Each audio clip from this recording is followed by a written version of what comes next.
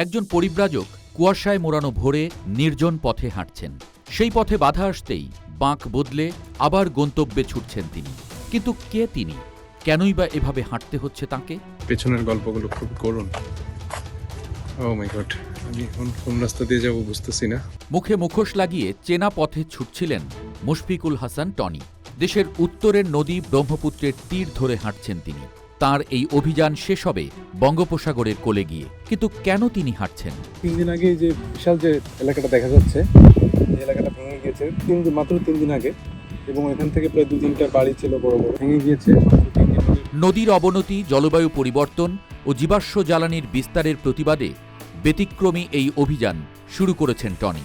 15 দিনের দীর্ঘ এই অভিযানে তিনি হাঁটবেন 600 কিলোমিটার, অতিক্রম করবেন দেশের 11টি জেলা। এই জন্য আমি পথ কিছুটা পরিবর্তন করলাম, মানে আমি পেছনে যাচ্ছি।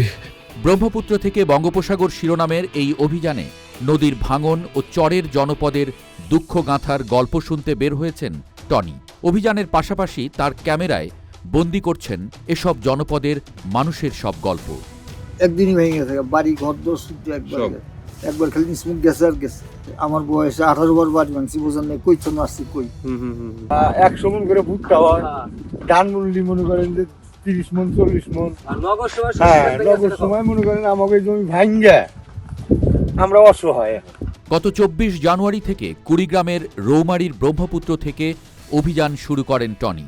টানা 4 দিন হেঁটে ব্রহ্মপুত্র যমুনার অববাহিকা ধরে জামালপুর অতিক্রম করেছেন তিনি। সবকিছু ঠিক থাকলে আগামী 7ই ফেব্রুয়ারি অভিযান শেষ করতে চান এই পরিব্রাজক।